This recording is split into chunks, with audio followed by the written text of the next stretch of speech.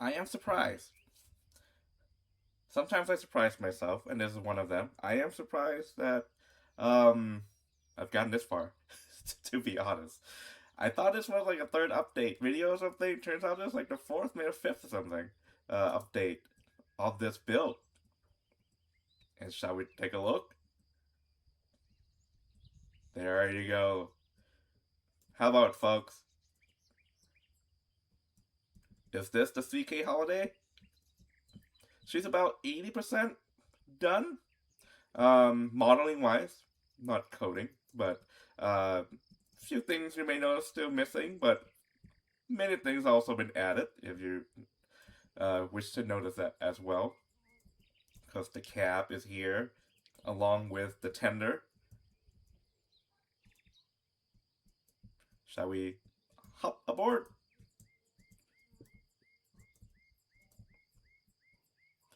How about, folks? Are you back in the cab yet of the Disneyland Railroad? Now, we wouldn't really feel like we're back in without that sound, so let's get that going. I already have compressed air hookup, um, so you know what to do.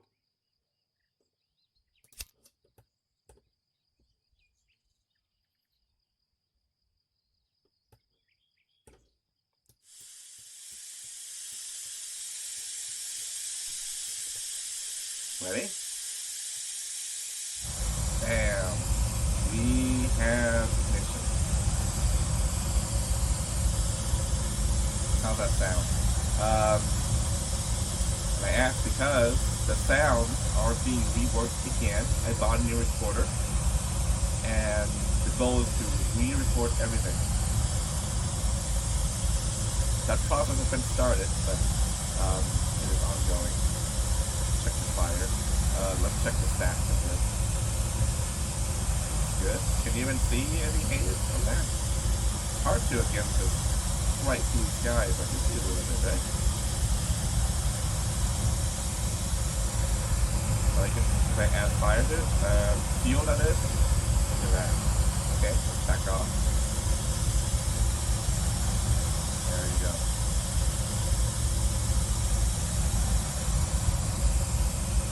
So this door sound, for example, that has been re-recorded.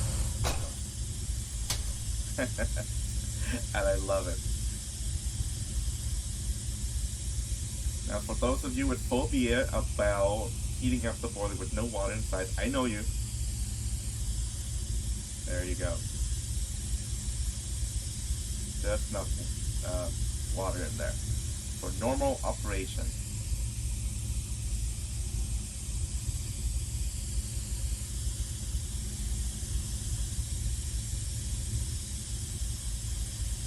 So this cab, newly made. Literally, it is not an import from the first sim. It was scratch built, and of course the benefit and the goal, as always, with the rebuild is that you just get so much more details out of it. Like the roof, for example, is actually plank instead of being texture. And on the windows, this is where the swinging windows will go, as you know. So you can see the mortise cut out where it would receive the window pane. And you got these hinges, the swinging hinges with colored pins in them. And magnetic latch on the side. That's how you close it and stay closed. That's all new.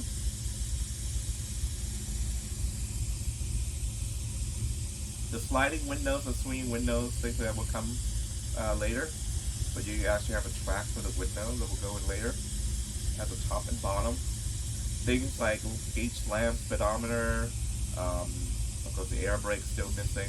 Those will come later as well as the engine gets built out.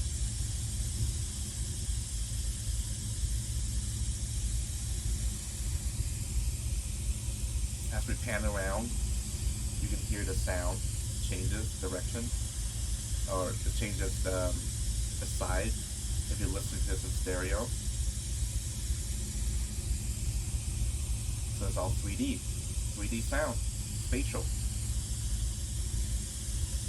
Take a look at the surfaces here.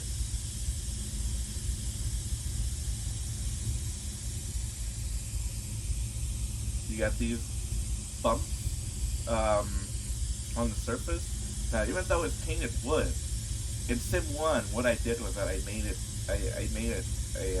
a wood grain with paint on top, and that's incorrect. In reality, even though the cab is made from wood, it's painted polyurethane, so it's really plastic. So here's an example. From my own garage, this is a boat that I'm building and still building, but it's the same material as wood with polyurethane paint applied on the outside. And with that, you get this plastic coating. And instead of having wood grains coming through, you actually get these bumps. If you want to say, well, Preston, the cab on Disneyland Railroad is professionally painted, so they don't get these bumps like yours do. You've got some attitude, mister. Besides, you're wrong. That's a fair point, okay. But this is a visual medium. So some things have to be exaggerated to get that feel coming through across the screen. Okay, but I think in this case, for the cab model, I think you can feel it's a little bit bumpy, but you can almost feel the you know what? Here's a good shot right here. I'm gonna probably set this as the thumbnail. There you go. Screenshot it. The air compressor is in. It is not functional yet. Still missing two things like the name brass plaque right here in the builder's plate on the front there. The air governor, the brass cylinder back here, I still need to hook it up to the air tank because the air governor receives air pressure from the tank. A couple of exhausts, compressor exhaust. The infamous compressor exhaust from Sim 1 will be added at a later date.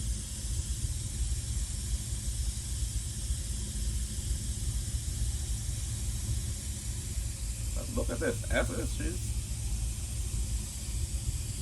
looks like she's ready to run, right?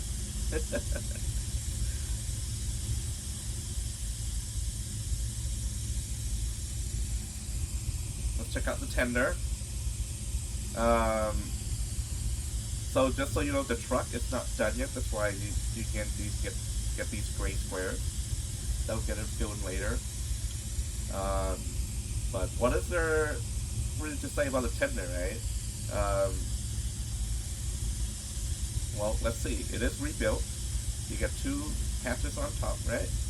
The fuel hatch is the smaller one. And the water tank is in the back. And what's in here? Water. Water that you can check the level of.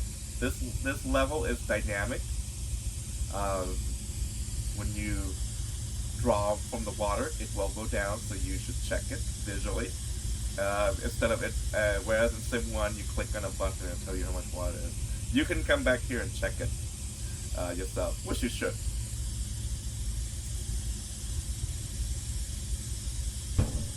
Clunk. That's also one of my record sounds, and I love it. For the fuel hatch, you get a smaller one. It's a smaller hatch, but it has a latch. Latch is because being fuel, definitely don't want to get that spill, but also to contain the fuel vapor. Open the latch and open the hatch. Verify the level. Pretty full. Clunk. Smaller clunk. When the sim starts out, there's a random amount of starting level of each tank, both fuel and water. So you do want to check it. It won't be empty. There'll be something in there for you. That's also true in Sim 1, but you do not check that visually. And speaking of which, you're going to want to keep the water and fuel at least half full anyway. There's really no sense of checking it. Just fill it. You need them to be half full actually for the engine to function well, because the injector, which draws water from the tender, is gravity fed. So you need a pressure head to get the water into the injector, right?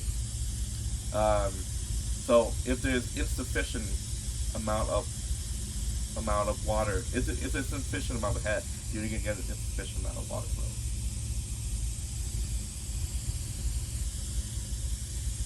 So it's not just a matter of having water available. You need to have some amount of water so that you can have pressure head to drive the water into the engine.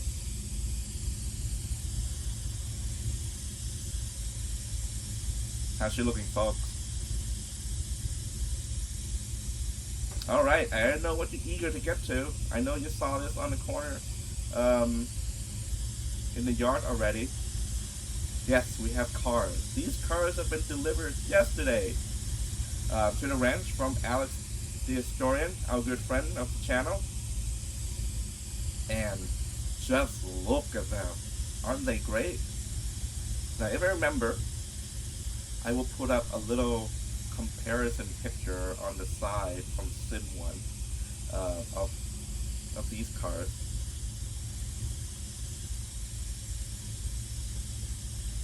But there really is no comparison, is there? Look at these. These are modeled rivets or screws or bolts, whatever you have. And you got the steps, you got the pockets here, you got the air hose.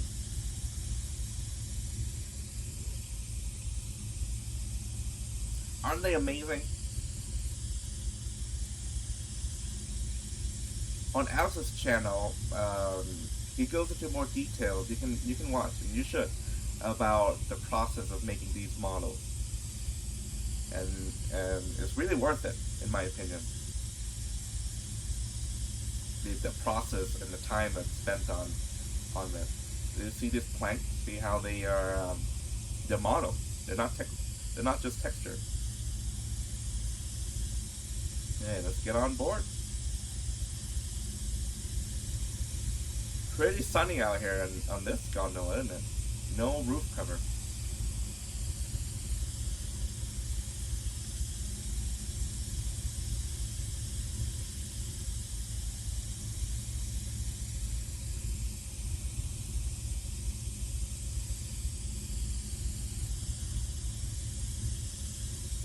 So things like the stenciling on the side, like the names and the doors, those are obviously not in yet. They will be, as you can expect. The doors I left off for now because I think I want them to be operable, so I will work on them and import them and do all the hookup and coding stuff later. The stenciling is not done yet. The art is not complete, as you can see again from the gray boxes on the truck. But already they are looking amazing. So here's where the sliding door will go. You can see the track on top and bottom.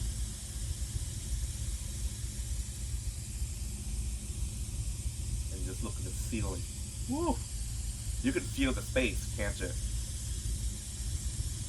The way the sunlight is filtered through these slabs. And listening to that burner from the engine.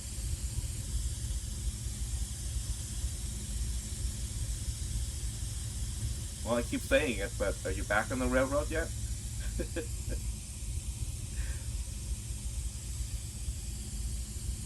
Now, you can never do this on the rail train, but you really, if you follow the ladders up here, yeah, you get this walking platform. Even that's here. Jump. Whoop.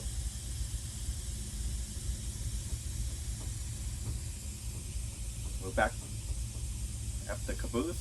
Now you see this flashing on the side. That just needs to be tweaked, and it's because these planks are actually modeled, right? So the texture or the material is having a bit of a hard time figuring out what's going on when they overlap. That is something that I will tweak later. But let's get on board. Yeah, we can get in the caboose. Look at that. Is this a familiar sight for you? It is for me. Even though I haven't been in here in decades, I feel like I'm suddenly back. Just look at the seat. Look at the paneling. Windows will come later, just like the doors.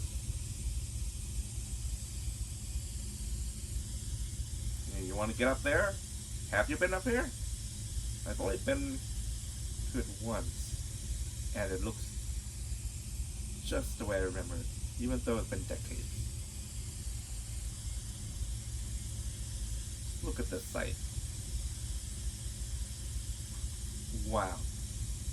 Now, you are intelligent folks, so you know that this is work in progress and things like this will be fixed.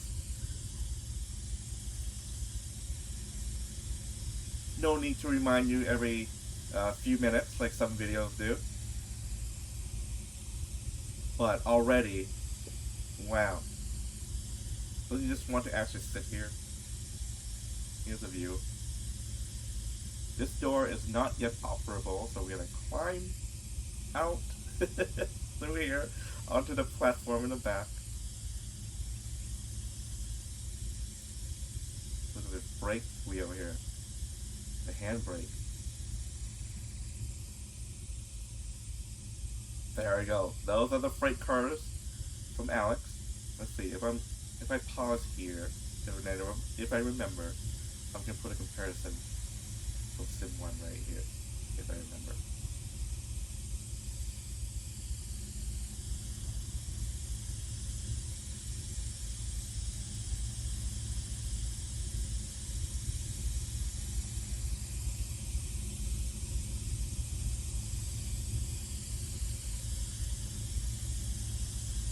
You can excuse all the vegetation I haven't really cleared out for these new cars they just got delivered. The ranch needs to expand to accommodate all these awesome cars. Now here's something that's not even in Sim 1. The excursion car. So if you notice, they're on pallets. I don't have the trucks for the passenger cars are not ready yet. So they gotta sit on pallets for now. But the cars are ready. Let's hop on board and just look at these benches.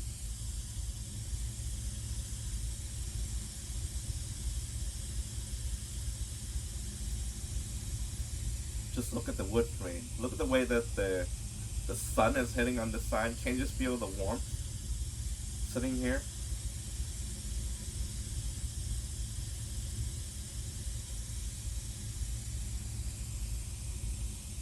And yes, these are working lamps.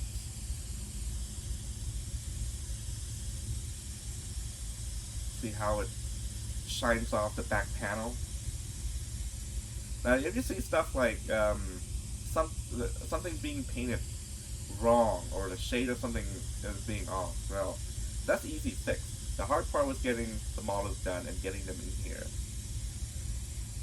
The stenciling is still missing, so we're still, you know, finishing the model, but they're ready to be shown off, I think. And I think you agree that they look fantastic.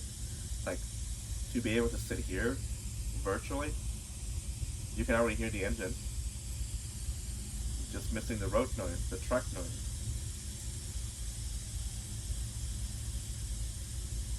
Alex did put in the awning over the top. I took them out for now because there are things that I want to do with them first.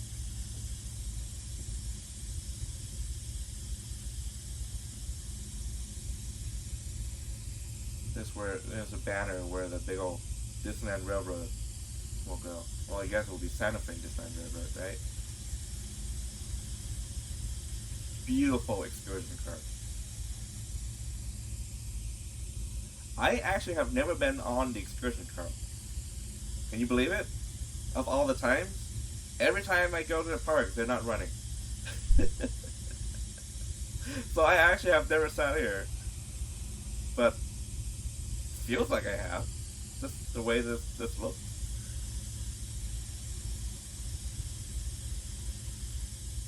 Where are we going next? Of course, the passenger cars. Now, because these are in Sim 1, maybe I will remember to put a comparison. But again, there's no comparison. There isn't. Especially, guys, in Sim 1, you cannot go inside them. Or if you do, you won't really be rewarded with anything. So, shall we come from the end or from the side? Yeah, we'll come from the end, so we get the front to back experience. And yeah, look. You can see this at the Walt Disney Barn, and if you stand right here, it would look just like this, right? You get a big sliding door that will go here later. The cargo space, there's a door here also, separating the cargo space and the passenger section. Look at that. Now, this is quite an experience, isn't it? If you were riding in this car versus the freight cars. So, back in the Disneyland Railroad, when originally, as you know, you get to pick which train you ride in, the passenger car or the freight car, and you really do get different experience. You can see that now. It really does come through visually and virtually in this sim. Instead of being just like a train where you take to go from one side of the park to the other because you didn't want to walk, you actually get different experience on which train you get. And having seen this, I don't see why anyone would pick like the cattle car, right? Just look at how warm and inviting this is. The wood paneling, yeah.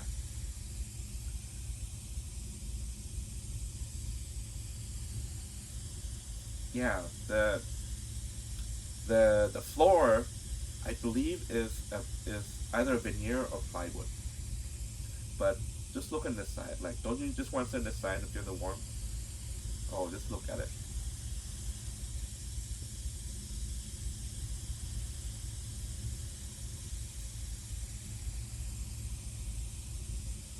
Out from the back, and we hop over to the next car. This is the regular passenger car, all seats. Oh, and I just noticed that this car flipped around. I turned this car facing the wrong way compared to all the other cars.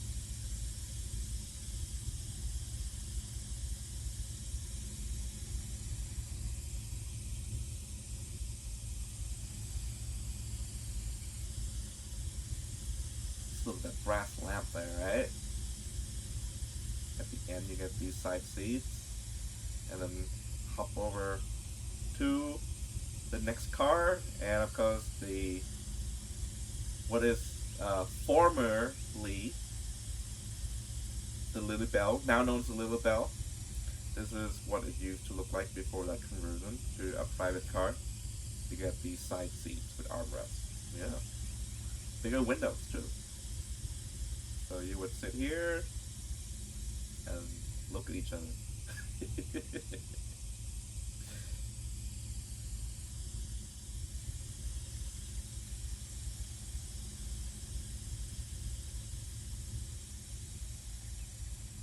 So it doesn't really just like show you what the sim can do. Not only bring you to the Disneyland Railroad, but it's also capturing history, right? This is what it used to look like. And you can explore it, you can see it visually. There you go, how about that? So it's not just for fun, right? Well, it is fun, absolutely. But it's also a preservation of what it used to look like. And it allows you to explore it. Whereas in Sim 1, of course, you have cars, but you don't get to like explore it, climb all over it like you would want to. If this was in your backyard, you would want to be able to do whatever you want with it, right? Because I know I do, and that's partly why this product is coming into existence, so that I can do just that. This yard is looking full, isn't it? Like a real rail yard.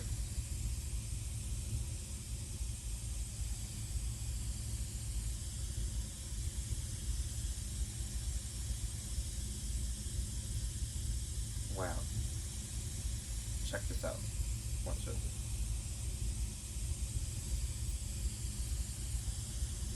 Oh, yeah. See the lamp? Is that cozy? Like right about here. Oh, yeah. Where there's a little bit of light left, but the lamps glow. How do you feel about sitting here? Listening to that engine? Missing the track sound, right? We're not quite ready to move this yet. But it's coming. Where were we? Something like this. Nice midday. Beautiful day today. Party cloud. 72 degrees outside. Which matters for the sim, of course, because the outside temperature does affect the thermodynamics. You know that from Sim 1. But for this sim, yeah, there's a lot more computation going on in the background. Whereas Sim 1, we kind of go from A to Z. This one we're going A, B, C, D, E, and so forth until we get to Z. The destination is the same, but the journey makes a difference.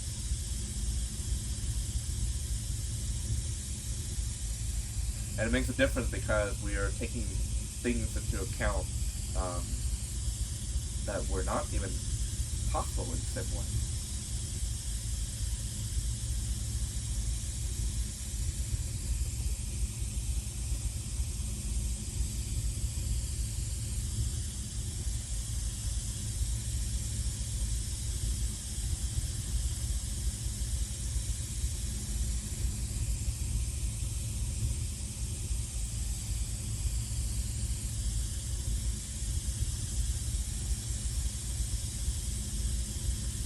Back in the cab now, we got some pressure building up, and I want to do a switch over to steam, and just to show you how the boiler reacts to firing.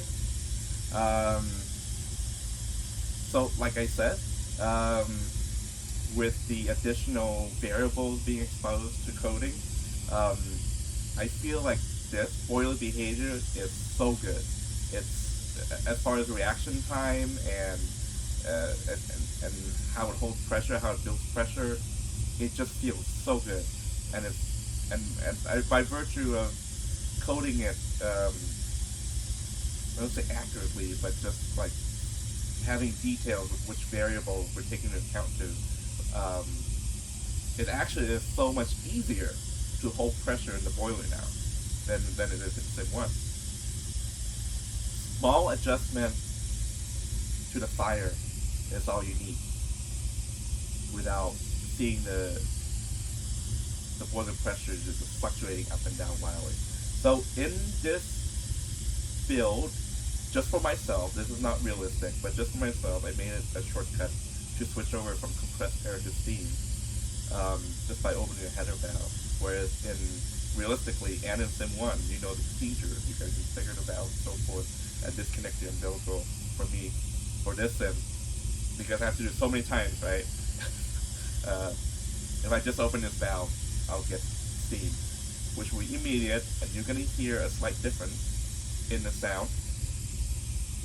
Because when we're on steam, we're going to get about 77 psi, whereas on compressed air, we're running at 100. So the pressure is actually going to go down a little bit. Or the burner, you hear, will quiet down just a little bit because of changeover in pressure, okay?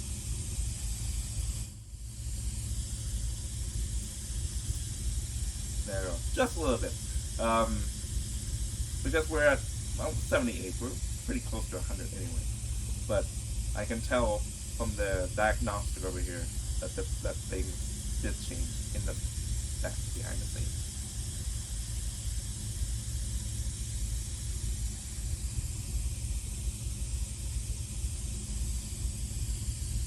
So we are building pressure, we're just doing it very slowly, gradually. Which is standard practice, right, on a steam engine. do it gradually, slowly. You don't want to overstress the boiler. Which is something you should do in the sim as well. But it being a simulator, there's really no immediate consequences. Well, you want to do it gradually because of the long-term consequence. You overstressing the boiler is gonna age out much faster. But in the sim, there's no immediate effect. So I'm gonna build up a little bit bigger fire to show you how the pressure changes, how the pressure rises faster. So what do we do again? You know, I'm gonna change. I'd like to change the atomizer valve to red because then I know it's for the fire. You hear that? You can see the fire changes also.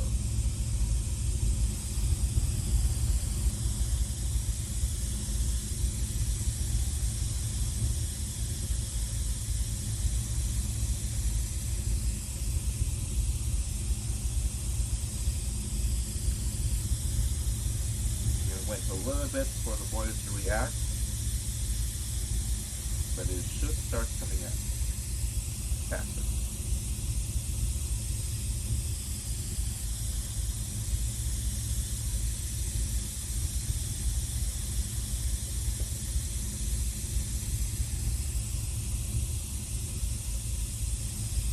Yeah, I can see it. It's so tiny. Can you see it? It takes time to get to 125.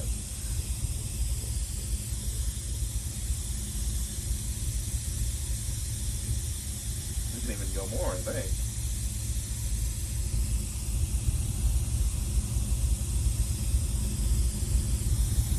So we need more steam. And eventually, because we're only at about 80 something PSI, you do run out of steam. There's no more steam. That's the max amount. There's no more steam available to us. This will change because as the pressure builds up to 100, 125, 150, you will come back here and modulate the steam as needed, even though if you may not change the firing valve at all. So for now, I will reduce this to get a little bit cleaner combustion. Check the stack, it's still good. Probably come even a little bit more. Hard to see the haze against the blue sky, but it's there, see? So I'm gonna reduce the fire a little bit. Yeah, why not?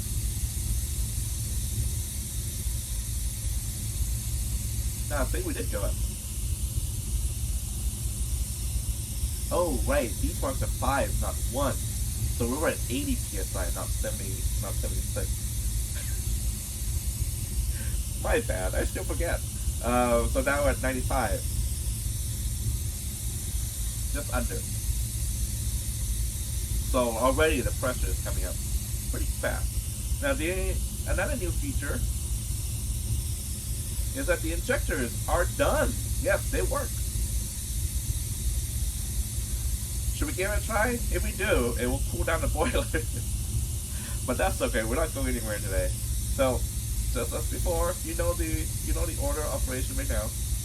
Water, then steam, and listen to it go.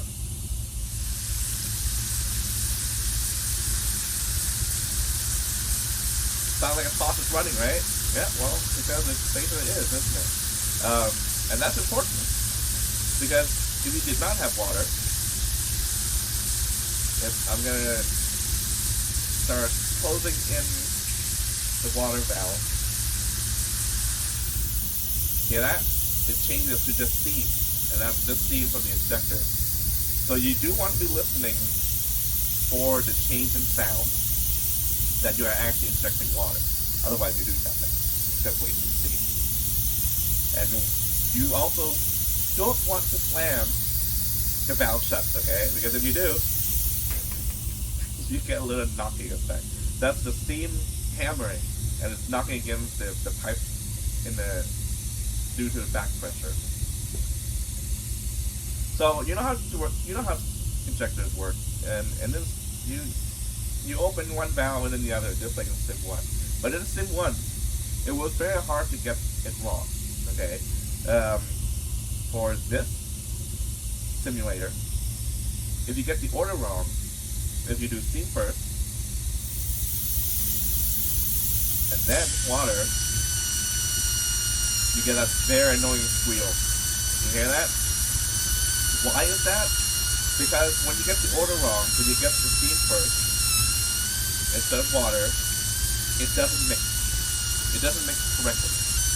And when it doesn't mix correctly, you get these cavitations that's resonating in the pipe.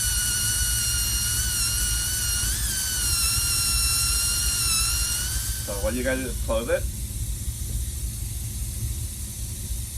and then start again. There we go. And as the pressure in the boiler changes, the volume and the mixing in the injectors will change also. That's true to an extent in Sim 1. It's another dimension, so to speak, that's been added to the injector, so it's now working kind of three-dimensional lookup or function as far as how much steam quantity is being mixed with water quantity. So you may have to modulate both steam and water to get the best mixing quality. And how can you tell that you're getting the best injection rate? Is by listening to the sound, because it's live mix. The sound is live. Okay. Now just from playing around with the injector a little bit, you'll see we injected quite a lot of pressure already. Up from 1 knot to almost 2. So that definitely has cooled down our boiler somewhat. We would have been at 100 right now if we weren't playing with the injector. No, but one more time. Why not? So we don't slam the steam valve shut, and we don't slam the water shut either, because then you get that knocking effect. That's water hammer. I will fix the sound so that it's a little bit more pronounced and distinct. But you know, the feature is there.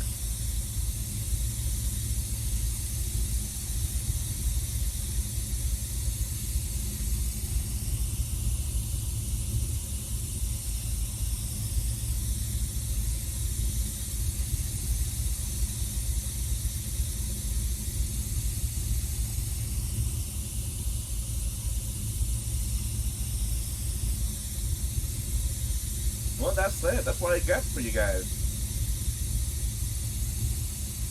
We got the engine model. We got Alex's cars.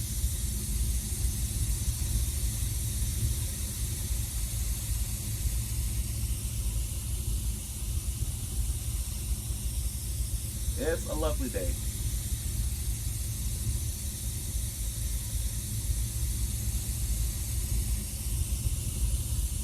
So, what should I do? Should I just let this sound run for a little bit so you can listen before I end it?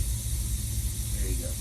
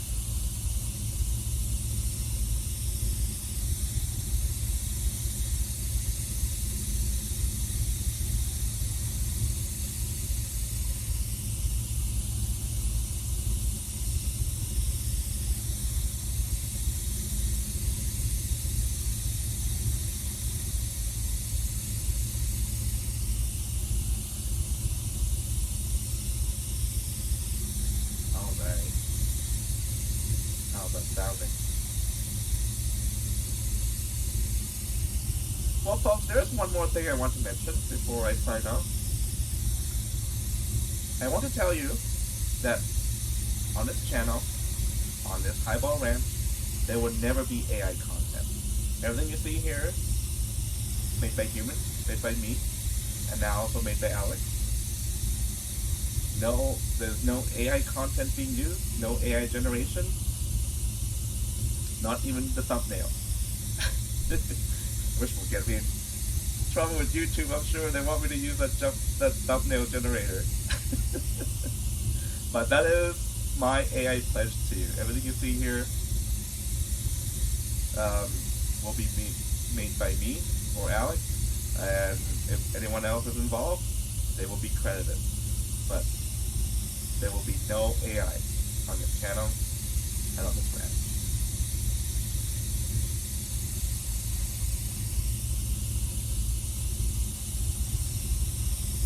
There you go, 100.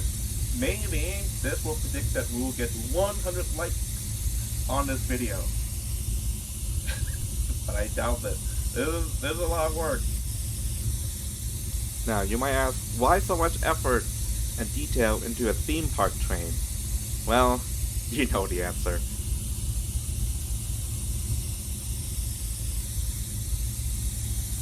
Okay, folks, that's all I got for you today.